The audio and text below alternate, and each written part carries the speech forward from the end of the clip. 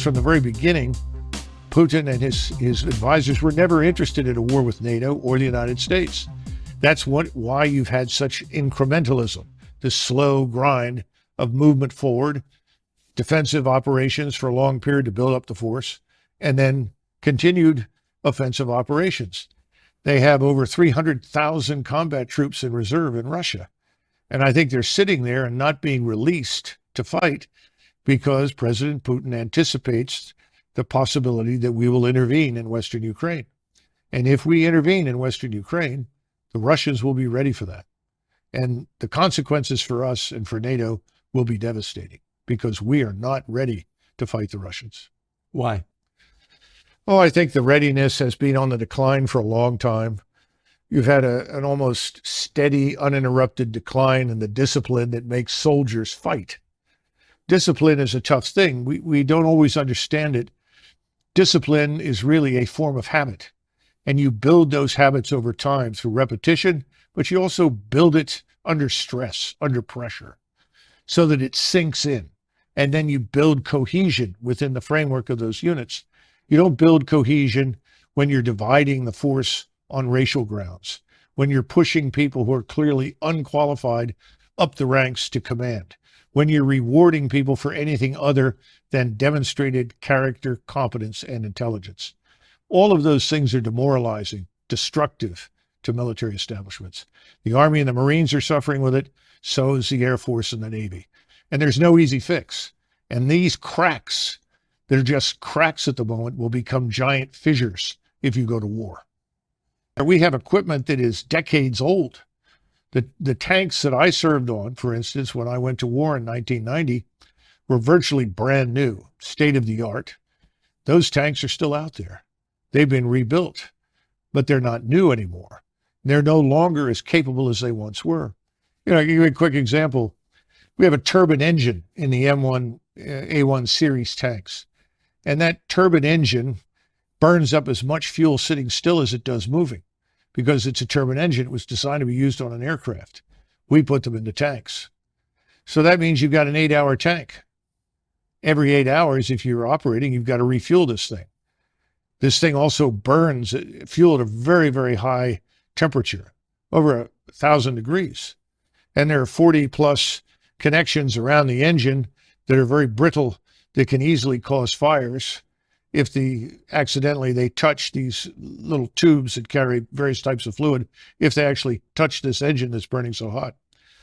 So the engine is so hot that you can track the movement of U.S. Army ground forces with tanks from low Earth orbiting satellites.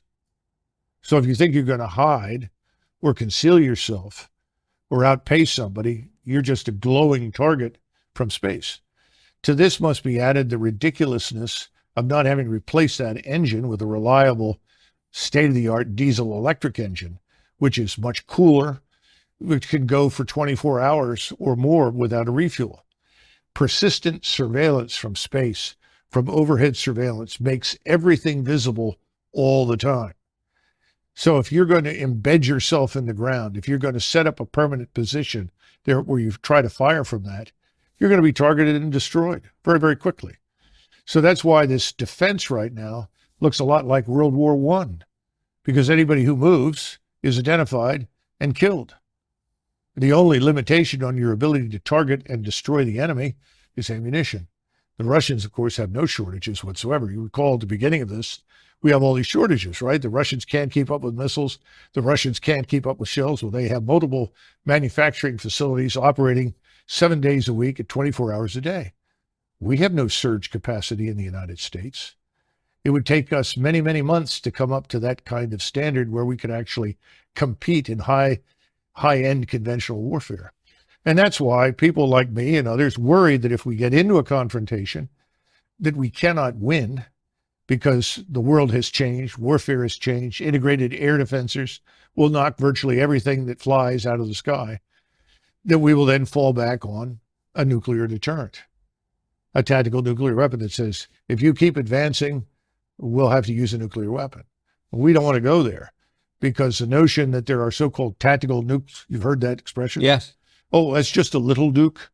So that won't precipitate a major war. the use of any nuclear weapon is going to precipitate escalation very rapidly, because your opponents will assume that if they don't use their nuclear weapons, they're going to lose them. So we're living in a terrible dilemma right now. The smartest thing that we can do is end this war.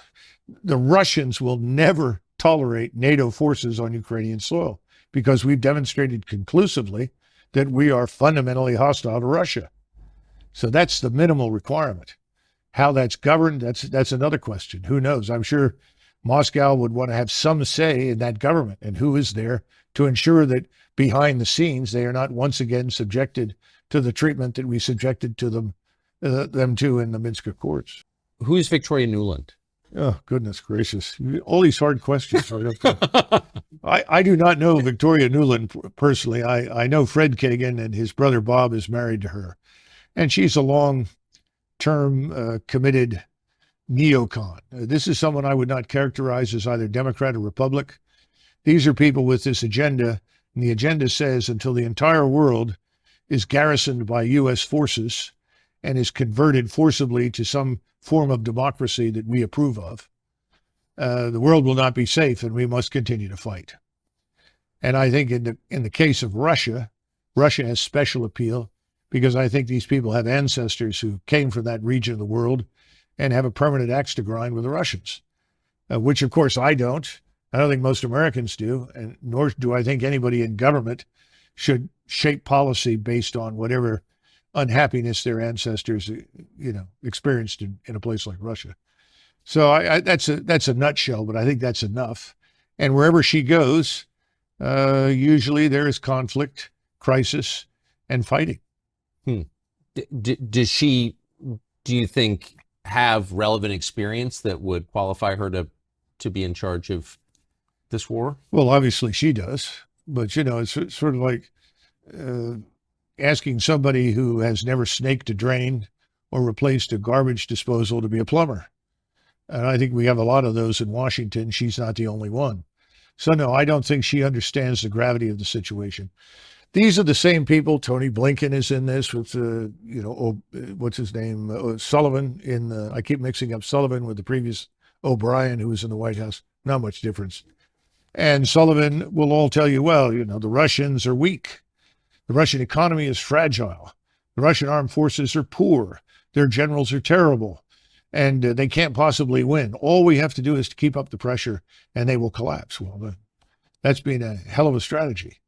And it's killed large numbers of people and created millions of refugees and destroyed the country, but it hasn't hurt Russia.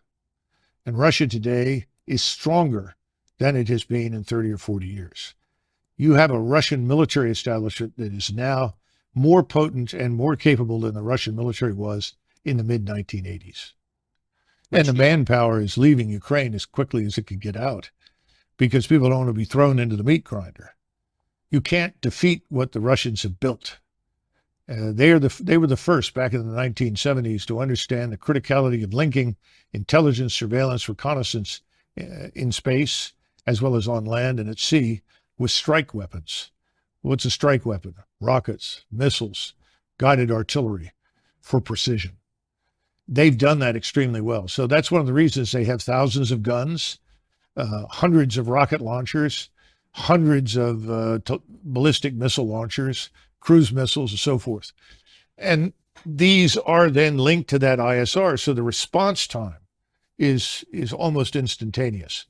A Ukrainian formation is located at this spot next to this building on the outskirts of, say, Kharkov. They can have missiles on the way to those targets, or rockets or drones, within the space of perhaps 5, 6, 7 minutes. So this is a very well-structured, well-organized machine. And the machine is grinding up everything in front of it. And it's not going to be defeated. What about the space-age military technology that we've been sending to Ukraine? That hasn't brought parity? Well, first of all, a lot of the equipment we send over there is, quite frankly, obsolete. It's very old. It's not new. We've given them a few new items, but not much. And remember what I said about missiles. We sent them some Patriot missiles.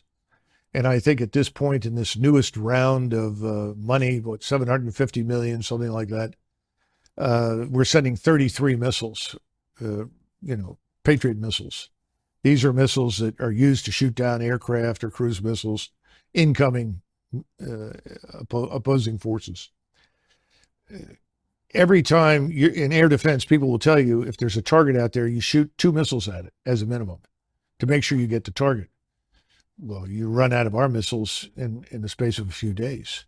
33 missiles will be gone in 2 or 3 days. You can't possibly defeat the thousands of projectiles that are being hurled in your direction. And the radars, of course, emit, and so your radars light up and become targets. This is a no-win situation because the Russians, though they were not prepared in February 2022 for this kind of war, they are now. And they're continuing to prepare, which includes continuous mobilization.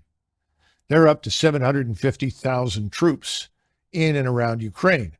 Most of them are on the outskirts, Belarus, Western Russia, down in southern Ukraine. That number is going to rise over the next year, I would expect, to 1.2 million. And people are being reservists being called out of universities.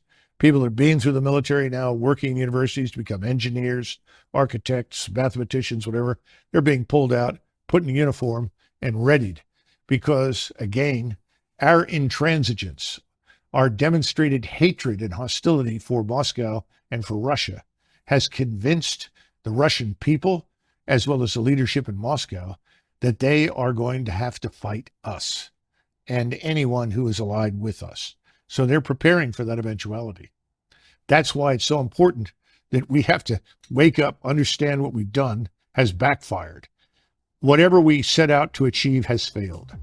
What we need to do now is stop this and come to a settlement that we may not like, but it needs to happen, and soon, before this thing is out of control. Eventually, you keep this up within the next 6-8 months, you'll see hundreds of thousands of Russian troops on the Polish border. That is not what we set out to achieve.